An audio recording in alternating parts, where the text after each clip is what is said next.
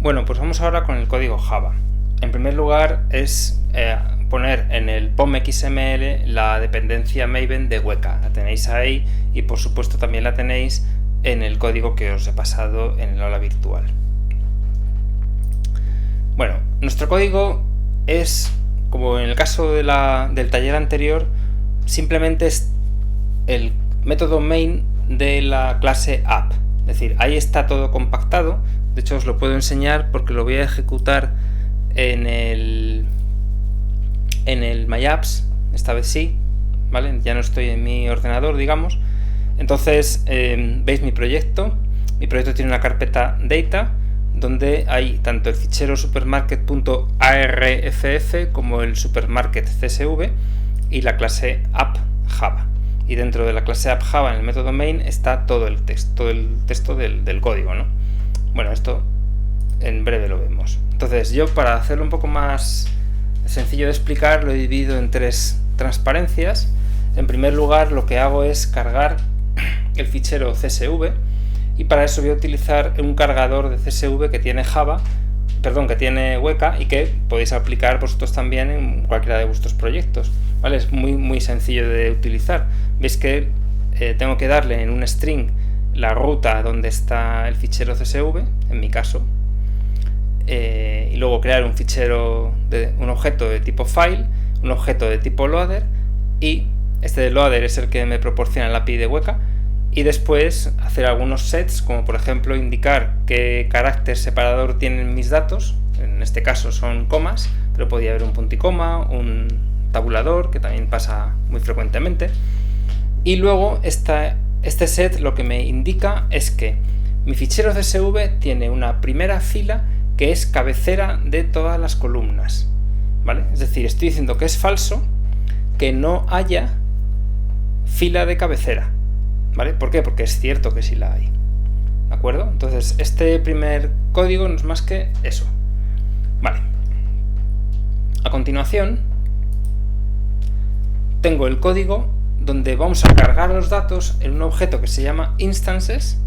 La clase es instances y mi objeto es data, ¿vale? Entonces con otro set que es setSource le digo dónde está el fichero de datos al loader, y el loader con getDataset extrae esos datos y los vuelca en el objeto data. Así que a partir de ahora mis datos están en ese objeto, independientemente de que estén originariamente en un fichero CSV o lo que sea, ¿vale? Ahora viene el filtrado. Entonces me voy a ir al myapps para ver mejor cómo funciona el filtrado. Bueno, si os fijáis aquí he comentado todas las líneas de filtrado. Es decir, lo que voy a intentar es cargar el fichero CSV tal cual está, cargar el modelo a priori y ejecutarlo, ¿vale? Vamos a ver qué nos dice.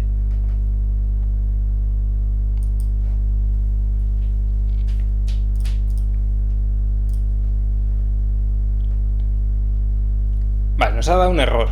Y fijaos el comportamiento diferente que tiene el API de Java respecto del GUI.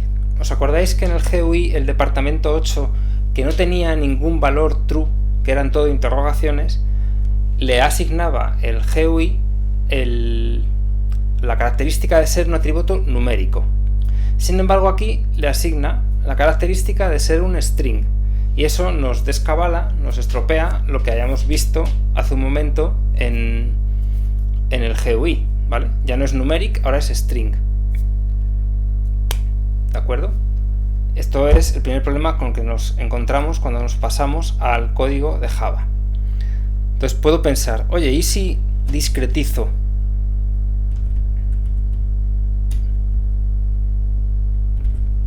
Vale, voy a dejar comentado este código que ahora explicaré y voy a hacer el filtrado que hice en el GUI, que era discretizar, ¿vale? Bueno, pues lo voy a guardar, lo voy a ejecutar y me vuelve a dar un error, ¿vale? No puede manejar atributos string,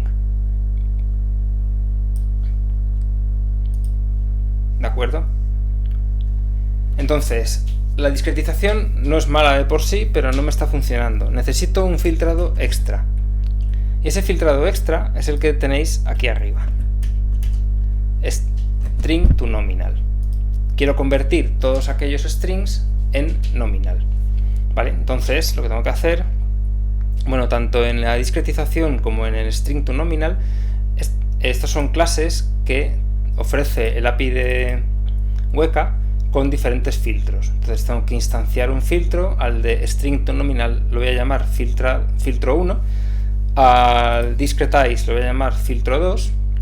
Entonces, una vez que tengo el objeto filtro 1, tengo que decir el rango de atributos, que es todos básicamente, que se indica de esta manera.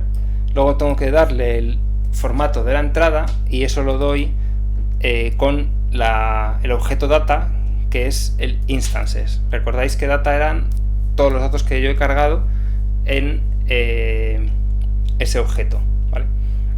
Entonces simplemente es poner estas instrucciones y luego ejecutar el filtro.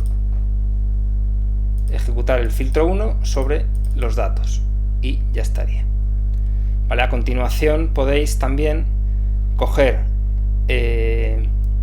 dos cubos, ejecutar los datos y ejecutar el filtro 2 sobre los datos. Veis que es prácticamente simétrico, string to nominal y discretize, ¿vale? Bueno, y luego finalmente pues lo que hay que hacer es cargar el modelo a priori y decirle build associations a partir de los datos, ¿vale? Ahora sí que funciona.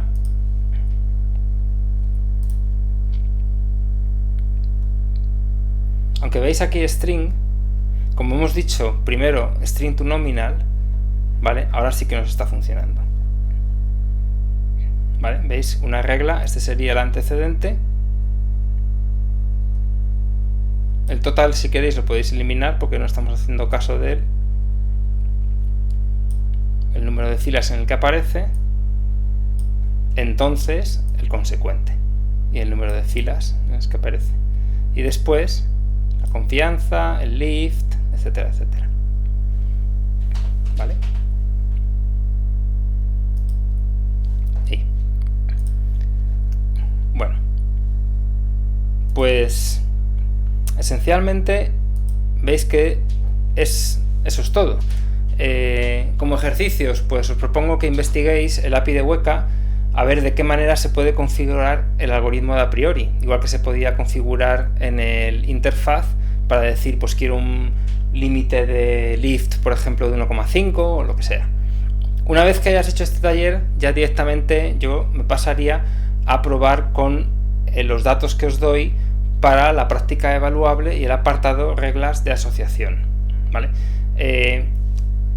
Aquí dice, antes de hacer código es recomendable inspeccionar los datos de la práctica evaluable con Weka, hojas de cálculo y Notepad++, ¿vale? ¿Por qué? Porque cuando uno analiza información, cuando uno analiza datos, lo primero que tiene que hacer siempre es explorar esos datos, es inspeccionar esos datos, a ver de qué tipo son y cómo son, ¿vale? Y también, ya que tenemos el GUI de Weka, podemos probar a ejecutar el taller o la parte de la práctica evaluable con el GUI, a ver qué nos da, a ver si nos da alguna pista, ¿vale? Ya para terminar voy a enseñaros los datos de la práctica.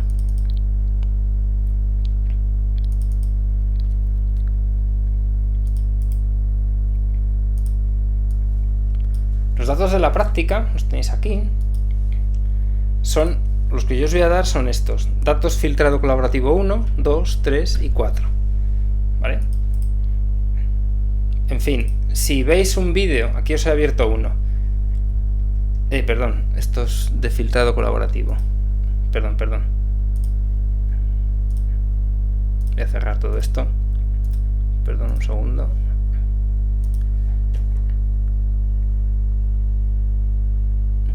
Ah, sí, vale.